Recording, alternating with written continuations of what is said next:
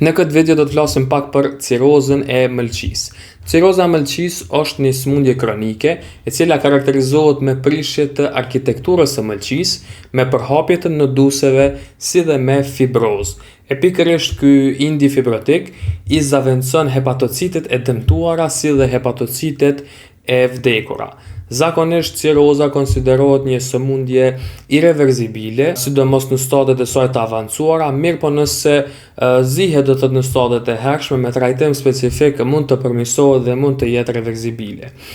Prishja e anatomisë së mëlçisë i ka dy pasoja kryesore. Kemi ulje të qarkullimit të gjakut në mëlçi që çon në hipertension portal, si dhe nën dy kemi dëmtim të funksioneve biokimike, do të thotë për shkak të dëmtimit hepatocelular, kemi dëmtim të funksioneve biokimike të mëlçisë, siç është për shembull sintetizimi i albuminës, pastaj sintetizimi i faktorëve të koagulimit e kështu me radhë. E vlerësimi i funksionit të mëlçisë bëhet përmes klasifikimit Child-Pugh. Do të thotë është ajo që quhet Child-Pugh score, ku në bazë të 5 parametrave siç është albuminat, asciti, pastaj bilirubina, INR-ja si dhe encefalopatia, bëhet klasifikimi në 3 klasa kryesore do të thotë të cirozës, ku në bazë të pikëve bëhet klasifikimi në klasën A, B dhe C. C-ja është ajo me prognozën më të keqe, pra ku kemi një mbijetesë 2 vjeçare pe vetëm rreth 35%. Flasim tash pak për shkaktarët e cirozës. Fillimisht e kena sëmundjen alkoolike të mëlçisë, si shkaktari më i shpeshtë i cirozës, më pas i kemi hepatitet kronike B edhe C, tutje kemi hepatitin autoimun, pastaj barna të ndryshme siç është toksiciteti nga acetaminofeni, tutje mund të përmendet do të thotë ciroza primare biliare si dhe ajo sekondare, pastaj kemi sëmundjet metabolike të trashëguara siç është rasti tek hemokromatoza dhe sëmundja Wilson, deficienca e alfa-1 antitripsinës, por edhe kongestioni hepatik për shkak të dështimit të anës së djathtë të zemrës. Flasim tash pak për klinikën. Zakonisht në stadet fillestare pacientët nuk është që janë edhe aq shumë simptomatik, mirë po fillojnë të shfaqen më vonë simptomat apo më mirë të themi komplikimet që njihen pra si komplikimet e cirozës së mëlçisë.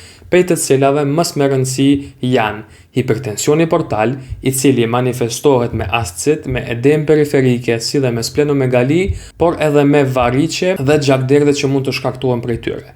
E pikërisht variqet paraqesin komplikimin numër 2 të cirozës së mëlçisë, ku kemi variqet ezofageale rreth 90% të rasteve, edhe më pak do të thotë më rrallë kemi variqet gastrike me rreth 10% të rasteve. Vlen të përmendet që variqet janë një komplikim me një shkallë të mortalitetit mjaft të lartë, pra janë mjaft të rrezikshme dhe manifestohen me hematemez dhe me lenë.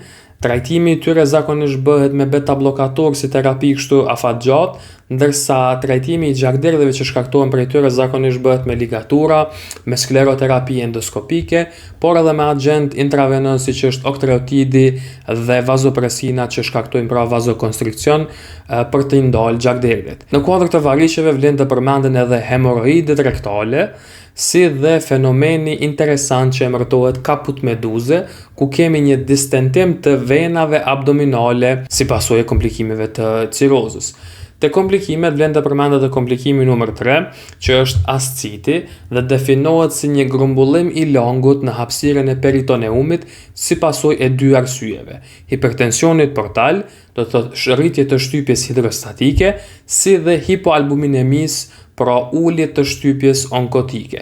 Asciti konsiderohet si komplikimi më i shpeshtë i cirozës së mëlçisë, si dhe mund të diagnostikohet në 2 mënyra kryesore.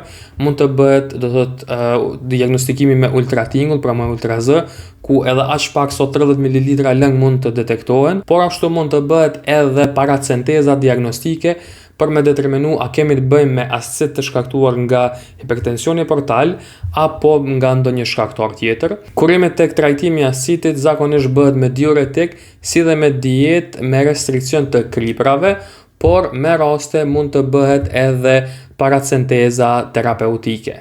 Si dhe në kuadër të komplikimeve të cirozës, e kemi encefalopatin hepatike, e cila hasët tek rreth 50% e pacientëve me cirozë. Normalisht, do të thotë, metabolizimi i toksinave bëhet prej mëlçisë, e në rastet kur ajo dështon, kemi akumulim të toksinave, siç është për shembull amoniaku dhe arritje të tyre në tru, me që rast kemi manifestime siç janë për shembull ndrrimi i statusit mental, koncentrimi i dobët, konfuzion, por edhe stadet avancuara që mund të përfundojnë me stupor, por edhe me komë.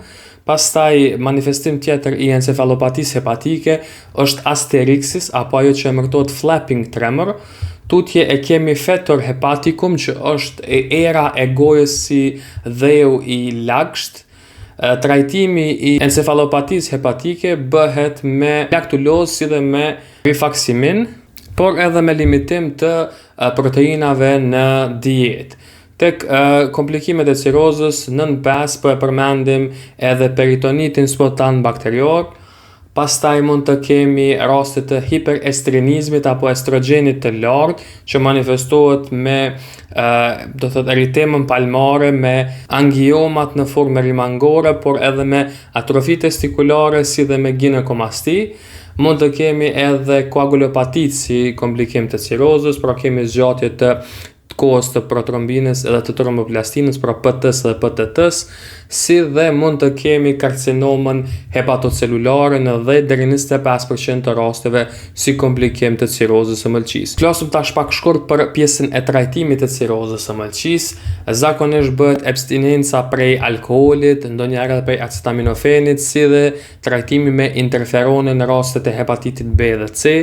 Mirë po, në rastet kur kemi vetë se prezantim të cirozës, do të thotë kur kemi stade të avancuara, trajtimi është vetë se trajtimi i komplikimeve apo si lloj trajtimi suportiv. Rezultati i fundit edhe zgjidhja e vetme është transplanti i mëlçisë.